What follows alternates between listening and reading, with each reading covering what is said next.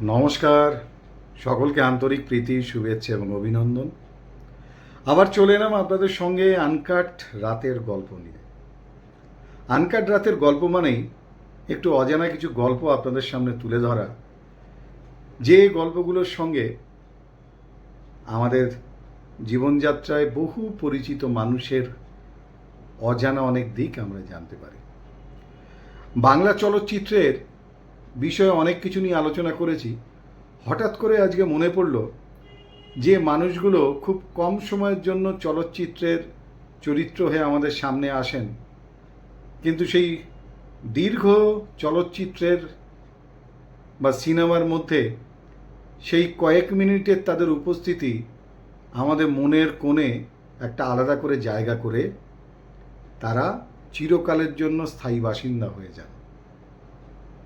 সেরকমই একজন মানুষ যাকে নিয়ে খুব আলোচনা কম হয়, আমাদের ছেড়ে চলে যাওয়ার পরেও তাকে আমরা ঠিক সেইভাবে কতটা মনে রেখেছি জানি না।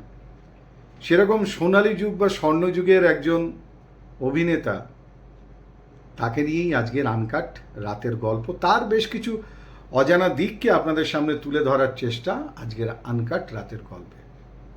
কে সেই অভিনেতা?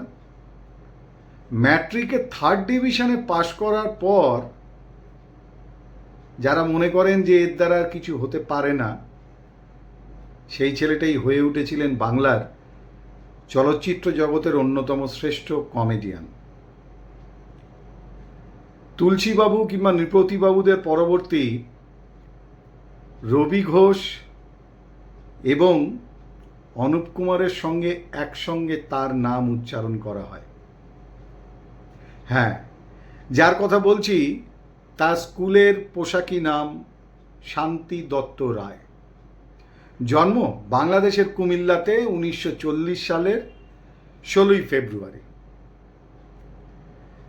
এই শান্তি দত্ত রায় ছোটবেলা থেকে ঠাকুমার সঙ্গে বরানগরে যাত্রা দেখতে গিয়ে এই যাত্রা নাটক থিয়েটারের প্রেমে পড়েন। ততক্ষণে অবশ্য ওপার বাংলা থেকে তারা এপার বাংলায় চলে এসছেন এবং কাশীপুর ইনস্টিটিউশনে পড়াশুনো শুরু। সেই পড়াশুনো করতে তার একদমই ভালো লাগতো না। ঠাকুমার পেছন পেছন গিয়ে হাজির হতেন বরানগরে, সেখানে যাত্রা দেখতেন। তার আইডল হয়ে উঠেছিলেন সেই যাত্রা অন্যতম সেই সময়ে বিখ্যাত অভিনেতা নক্ষত্র ঠাকুর দাস মিত্র, যার শাহজাহান নাটক দেখেই নাকি তাকে আদর্শ বা আইডল মনে করেছিলেন এই শান্তি দত্ত রায়। এবং কাশীপুর ইনস্টিটিউশনের পড়াশুনো কোনো রকমে শেষ করার পর তিনি যখন কলেজে গেলেন, অর্থাৎ মহারাজা মনীন্দ্র চন্দ্র কলেজ, সেই কলেজে পড়ার সময় তিনি দিলীপ কুমার, অমিতাভ বচ্চন ঠিক সেই সময় আসেননি, ভুল হলো, দিলীপ কুমার বা দেবানন্দের ডায়লগ মুখস্থ করতেন এবং সেই ডায়লগ গড় গড় করে কলেজে এসে তিনি পাঠ করতেন। ওদিকে দেবানন্দ কিংবা দিলীপ কুমারদের ডায়লগ মুখস্থ করছেন আর কলেজে এসে খুঁজছেন যে সায়রা বানু, বৈজয়ন্তীমালা বা মধুবালার মতো কোনো নায়িকাকে। কিন্তু তার কথা অনুযায়ী যে কলেজে সবই ওই বোন টাইপের মেয়েদেরই তিনি দেখা পেতেন। এর মধ্যে হলো একদিন এক কাণ্ড। স্কটিশ চার্চ কলেজের একটি মহিলা বা একটি মেয়ে, তার সঙ্গে আলাপ হলো ওই শান্তি দত্ত রায়ের। মেয়েটির নাম ছন্দা সরকার, এবং তার খুব ভালো লাগলো। অসম্ভব সুন্দরী সেই মহিলাটিকে বা মেয়েটিকে তিনি প্রেমপত্র লিখলেন। হ্যাঁ, প্রেমপত্রের উত্তর এলো কফি হাউসে দেখা করার জন্য। কিন্তু মজার ব্যাপার, কফি হাউসে দেখা করতে বলেছে ওই ছন্দা সরকার, এই খবরে তার সারা রাত উত্তেজনায় ঘুমই হল না। পরের দিন তিনি সেজে গুজে চলে গেলেন সেই কফি হাউসে এবং গিয়ে দেখলেন তার বুক ভেঙে যাওয়ার জন্য এর থেকে আর বেশি কিছু পৃথিবীতে ভগবান বোধহয় তাকে আর দিতে পারত না। তারই মতো প্রেম নিবেদন করা আরও 4জন তার বন্ধু সেখানে এসে বসে আছে। অর্থাৎ বাকি ওই 4জন বন্ধুও এই ছন্দা সরকারকে, এই মহিলাকে প্রেম নিবেদন করেছিলেন। ওই যে প্রেমে ব্যর্থ হলেন, আর কোনোদিন প্রেমের মুখ হননি এই শান্তি দত্ত রায়। থিয়েটার করা শুরু, সেটাও একটা মজার ঘটনা। থিয়েটার করা শুরু হলো রবি ঠাকুরের মালঞ্চ নাটক দিয়ে। সেখানে বিহারী চাকরের চরিত্রে অভিনয় করেছিলেন অজয় গাঙ্গুলি বন্ধু, এবং তারা সবাই মিলে কলেজে রবি ঠাকুরের মালঞ্চ নাটকটি করেন, এবং সেখানে এই বিহারী চাকরের চরিত্রে অভিনয় করেন এই শান্তি দত্ত রায়। সেই নাটক দেখতে এসেছিলেন স্বয়ং অজিতেশ বন্দ্যোপাধ্যায়। নাটক শেষ হওয়ার পর সরাসরি প্রস্তাব যে তিনি একটা নতুন নাটকের দল করছেন, তাতে অজয় গাঙ্গুলি এবং এই শান্তি দত্ত রায় তাদেরকে তিনি নিতে চান। তৎক্ষণাৎ রাজি, এবং অজিতেশ বন্দ্যোপাধ্যায় সেই অজয় গাঙ্গুলি, চিন্ময় রায়, বিভাস চক্রবর্তী, অশোক মুখোপাধ্যায় তাদেরকে নিয়ে তৈরি করলেন নান্দিকার। নান্দিকারের সঙ্গে যুক্ত হওয়ার পর অভিনয় করলেন শান্তি দত্ত রায় সেতুবন্ধন, মঞ্জরি, 4 অধ্যায়, নানান নাটকে। এরপর বাঁধল বিরোধ। মতের মিল না হওয়ায় 9 জন ছাড়লেন নান্দিকার। সেখানে বিভাসবাবু ছিলেন, অশোক মুখোপাধ্যায় ছিলেন, শান্তি দত্ত রায় ছিলেন, এবং তারা তৈরি করলেন একটা নতুন নাটকের দল, যার নাম থিয়েটার ওয়ার্কশপ। থিয়েটার ওয়ার্কশপে প্রথম নাটক ভিয়েতনাম, ছায়ায় আলোয়। এরকম নাটকে অভিনয় করতে করতে একদিন তপন সিংহের ডাক পেলেন তিনি। ছবির নাম গল্প হলেও সত্যি। ততদিনে এই প্রথম চলচ্চিত্রে অভিনয়ের তার পা পড়ল স্টুডিও চত্বরে।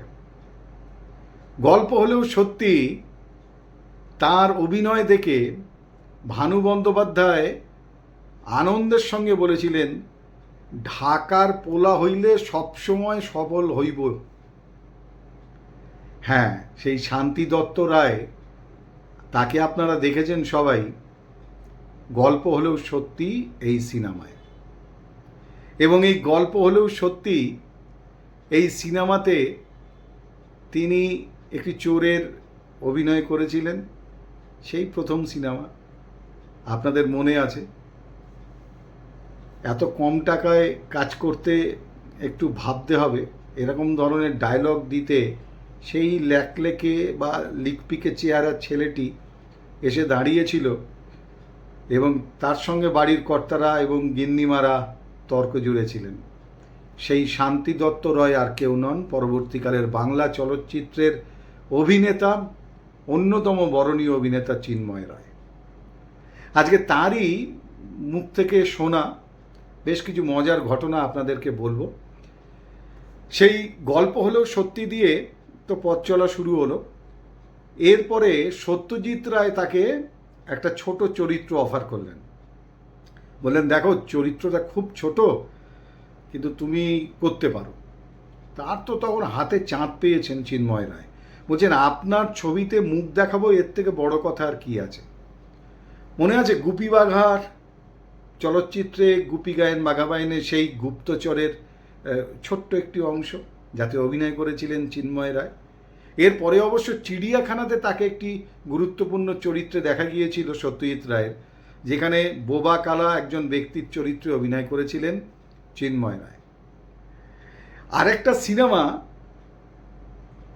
তিনি, রবি ঘোষ এবং উমানাথ ভট্টাচার্য 3 জনে মিলে গাঁটের টাকা খরচ করে বানিয়েছিলেন একটি সিনেমা।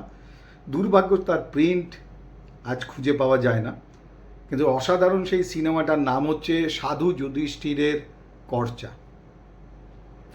প্রিন্টটা পাওয়া গেলে ওই টিনের তলোয়ারের মতো আরও একটা আমাদের কাছে সম্পদ হতো, উৎপল দত্ত যাতে অভিনয় করেছিলেন। চিন্ময়, রবি ঘোষ, এই দুজনের সম্পর্ক নিয়ে নানান ঘটনা আছে। একটা ঘটনা আপনাদের বলি, আপনারা সবাই দেখেছেন পটলডাঙ্গার টেনিদা বলতে গেলেই আমরা চিন্ময় রায়কে ভাবি, এবং 1970-এর দশকে সেই পটলডাঙ্গার টেনিদাকে নিয়ে টেনিদার চরিত্রে চিন্ময় রায়কে আমরা দেখেছিলাম। আর সেই সিনেমাতে টেনিদা একটা দৃশ্যে দেখা যাচ্ছে যে হাবুলদের সবাই রয়েছে, হাবুলরা সবাই রয়েছে, সেখানে খাওয়া দাওয়া চলছে, একটা মাছের মুড়ো পুরো টেনিদা খাচ্ছে। মজার কথা কি জানেন, ওই মাছের মুড়োটা কিন্তু রান্না করা ছিল না, কাঁচা ছিল। এবং এই কাণ্ডটি ঘটিয়েছিলেন স্বয়ং রবি ঘোষ। রবি ঘোষ রান্না করা মাছের মুড়োর জায়গায় কাঁচা মাছের মুড়ো রেখে দিয়েছিল। এবং আপনারা যেটা সিনেমায় দেখেন সেটা কিন্তু ওরকম তাড়িয়ে তাড়িয়ে খুব মন দিয়ে ভালোবেসে খাচ্ছেন চিন্ময় রায় বা টেনিদা, ওটা আসলে একটা কাঁচা মাছ খাচ্ছেন, কাঁচা মাছের মাথা খাচ্ছেন। হ্যাঁ, কিন্তু তখনকার দিনে রিল এত দামি ছিল ক্যামেরার যে সেই রিল যাতে নষ্ট না হয় তার জন্য কিন্তু তিনি ওই খাওয়া থামাননি, ওই কাঁচা মাছের মাথাই তিনি শ্যুট করার সময় চিবিয়ে খেয়েছেন বা কামড় দিয়েছেন। এবং শোনা যায় যে এই কাঁচা যে মাছের মাথা তিনি খেয়েছিলেন তার যে গন্ধ, সেই গন্ধ নাকি 3 মাস তার নাকে লেগেছিল, তিনি মাছ ছুঁতে পারেননি 3 মাস। এবং এই গন্ধ যাওয়ার পর রবি ঘোষ নাকি তাকে ডেকে তার পছন্দের নানা মাছের পদ রান্না করে খাইয়েছিলেন। তো রবি ঘোষের সঙ্গে চিন্ময়ের এরকম নানান ধরনের মজার ঘটনা রয়েছে এবং এই ঘটনাটি চিন্ময় রায় নিজে মুখে বলেছিলেন। এরপর 1970 যে সিনেমার 1970 একটা গুরুত্বপূর্ণ সিনেমার কথা বলবো এবং এটাও চিন্ময় রায়ের একটা মজার ঘটনা। তপন সিনহার সাগিনা মাহাতো এই চলচ্চিত্রে অভিনয় করেছিলেন সায়রা বানু। তো একদিন তপন সিনহা সায়রা বানু বসে আছেন, অসামান্য সুন্দরী, ওরকম বম্বের একজন স্টার আর্টিস্ট, অত্যন্ত সুন্দরী সায়রা বানু। চিন্ময় রায়কে নিয়ে ল্যাকপ্যাকে চিন্ময় রায়, ঢলঢলে প্যান্ট আর ঢলঢলে জামা, কিন্তু ইন করে পরা, আর মুখে সবসময় একটা সিগারেট। ও ওনার সেই ইউনিক স্টাইল নিয়ে তিনি তপন সিনহার সঙ্গে পায়ে পায়ে এসে হাজির হলেন সায়রা বানুর সামনে। সাগিনা মাহাতোর শুটিং হবে। তপন সিনহা বললেন সায়রা বানুকে যে এ হচ্ছে তোমার নায়ক। এই কথা শুনে আর নায়কের চেহারা দেখে, কারণ সায়রা বানু ভেবেছিলেন নায়ক মানে একটু হ্যান্ডসাম, সুন্দর, সুপুরুষ, সুদর্শন হবে, এই হচ্ছে তোমার নায়ক, এই কথা শুনে সায়রা বানু প্রায় অজ্ঞান হয়ে পড়ে যাওয়ার জোগাড়। এটা চিন্ময় রায়ের মুখ থেকে শোনা। এবং পরবর্তী কয়েকদিন পরেই চিন্ময় সাদা শার্ট, সাদা প্যান্ট ইন করে আর সিগারেট খাচ্ছেন দাঁড়িয়ে ওই শুটিংয়ের ফ্লোরে। হঠাৎ করে পেছন দিক দিয়ে কেউ যেন কাঁধে এসে হাত রাখলো। Hi Chinu, hi Chinu, how smart you are. কথাটা শুনে তার নিজস্ব ভঙ্গিতে চিন্ময় রায় ঘুরে তাকিয়ে ভিড়মি খেয়ে পড়ে যাওয়ার মতো অবস্থা। কারণ how smart you are, hi Chinu যিনি বলছেন তিনি স্বয়ং সায়রা বানু। চিন্ময় রায় বলেছিলেন আমি আরেকটু হলে অজ্ঞান হয়ে পড়েই যেতাম। এরকম নানান মজার ঘটনা চিন্ময় রায় তার নিজে মুখে অনেক ইন্টারভিউতে, সাক্ষাৎকারে বলেছেন। হাটে বাজারে ছবি, এই ছবিটা করার জন্য তাকে শুনতে হয়েছিল রাস্তায় অনেক কথা, জানেন তো। এই সিনেমাটায় অভিনয় করে একদিন তিনি ডবল ডেকার বাস ধরছেন, মানে শ্যামবাজার থেকে বাসে উঠেছেন। কয়েকজন তার মতনই রোগা লোক এসে তাকে ঘিরে ধরলো, ধরে বলল এই আপনি ওই হাটে বাজারে সিনেমায় অভিনয় করেছেন না? চিন্ময় বলছেন হ্যাঁ আমিই করেছি। বলছে আপনাকে কী করে নীলমশাই বলুন তো, এরকম ল্যাকপ্যাকে চেহারা, আপনাকে কেউ সিনেমায় নেয়? আপনি নিশ্চয়ই ওই একজন অভিনেতার নাম করে নিশ্চয়ই অভিনেতার বাড়িতে বাজার টাজার করে দেন নাকি? এরকম কথা শুনতে হয়েছে পাবলিক প্লেসে দাঁড়িয়ে চিন্ময় রায়কে হাটে বাজারের ছবির জন্য। এটাও তার নিজের মুখেই শোনা। বাঙালি কোনোদিন কি ভুলতে পারবে বসন্ত বিলাপে সেই পুকুর পাড়ে টিকিট সিনেমার পকেটে রেখে নায়িকা, তার যে নায়িকা, সেই নায়িকাকে বলছেন শোনো তুমি আমাকে একবার বলো উত্তম কুমার, কোনোদিন ভুলতে পারবে বাঙালি এই অসাধারণ সিকোয়েন্স আর তার কমিক সেন্সের কথা? তাঁর স্ত্রী জুঁই দেবী, তার সঙ্গে তিনি একটি চলচ্চিত্রে অভিনয় করেছিলেন, তার নাম ননী গোপালের বিয়ে। হ্যাঁ, এই ননী গোপালের বিয়ে অভিনয় করেছিলেন একটি মাত্র চলচ্চিত্রে স্বামী স্ত্রী। জুঁই দেবীকে তিনি খুব ভালোবাসতেন এবং জুঁই দেবী মারা গেলে খুব কষ্ট পান চিন্ময় রায়, বড্ড একা হয়ে যান। এরকম একজন মানুষ বাংলা চলচ্চিত্রকে কত কিছু দিলেন। তার এই সমস্ত সিনেমার পাশাপাশি দেবশ্রী চিরঞ্জিতের বেয়াদব, বিশ্বজিতের শোরগোল, মৌচাকের চাকর রাধিকার চরিত্র এবং তার জীবনের এই বিভিন্ন চরিত্র আপনারা যদি ভালো করে লক্ষ্য করে দেখেন, তিনি কয়েকজন বড় হলিউড অভিনেতাদের ফলো করতেন। তার মধ্যে চার্লস স্পেন্সার চ্যাপলিন বা চার্লি চ্যাপলিন আছেন, বাস্টার কিটন রয়েছেন, এদেরকে খুব ফলো করতেন। সবথেকে বড় কথা, চিন্ময় রায়ের ছিল অসাধারণ সময় জ্ঞান। তিনি কোনোদিন শুটিং ফ্লোরে দেরি করে প্রবেশ করতেন না। এরকম একটা মানুষ অসংখ্য ছবি উপহার দিয়ে একদিন ছাদ থেকে উঁকি দিয়ে নিচে ছোটদের ক্রিকেট খেলা দেখছেন, ব্ল্যাক আউট হয়ে গেল, ছাদ থেকে পড়ে গেলেন, কয়েকটা হাড় ভাঙল, প্লেট বসলো, বেশ কিছুদিন সুস্থ হতে সময় লাগলো, কিন্তু সুস্থ হয়ে উঠলেন। শুধু একটা প্লেট খোলা বাকি ছিল, তার মধ্যেই একদিন তিনি চলে গেলেন আমাদের ছেড়ে। 2019-এর 17ই মার্চ এই অসাধারণ একজন অভিনেতাকে হারালাম আমরা, যার মুখে বলা সেই বেশ কিছু ডায়লগ, সংলাপ বাঙালি কখনো ভুলতে পারবে না। তার মধ্যে অন্যতম, শোনো তুমি আমাকে একবার বলো উত্তম কুমার। বাঙালি এই ডায়লগটাকে নিয়েই, এই সংলাপগুলোকে নিয়েই বেঁচে থাকতে চায়।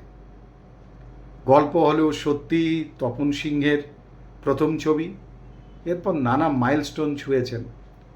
রকের গুরুদেবের মতো তার সবসময় একটা আলাদা উপস্থিতি ছিল। নিজের চেহারা নিয়ে কখনো ভাবতেন না, কিন্তু সেই চেহারাতেও দাঁড়িয়ে অসাধারণ একটা বডি ল্যাঙ্গুয়েজ ছিল তার মধ্যে। তার সেই বিখ্যাত সিনেমাগুলো আমাদের আজও যখন দেখি আমাদের মনে বারবার তিনি ভেসে ওঠেন। বসন্ত বিলাপ, গুপি গায়েন বাঘাবাইন, শ্রীমান পৃথ্বীরাজ, চার মূর্তি, হাটে বাজারে, ধন্যী মেয়ে, ঠগিনী, ফুলেশ্বরী, সুবর্ণগোলক, অগবধূ সুন্দরী, চিড়িয়াখানা, কত সিনেমার নাম বলব। চিন্ময় রায়ের মতো মানুষদের আজকের দিনে আমরা প্রায় সবাই ভুলে গেছি। তাই একটু স্মৃতিচারণ করলাম আনকাট রাতের গল্পে। যেখানেই থাকুন ভালো থাকুন, চিন্ময় রায়। আনকাট রাতের গল্প আজকের মতো এটুকুই। পরের গল্প আবার অন্য কাউকে নিয়ে, চেনা মানুষদের আর চেনা পৃথিবীর অচেনা, অজানা কিংবা ভুলে যাওয়া কিছু ঘটনাকে তুলে ধরে। ততক্ষণের জন্য বিদায় নিচ্ছি। আমি অমিতাভ। ভালো থাকুন, সুস্থ থাকুন, সতর্ক থাকুন। শুভরাত্রি।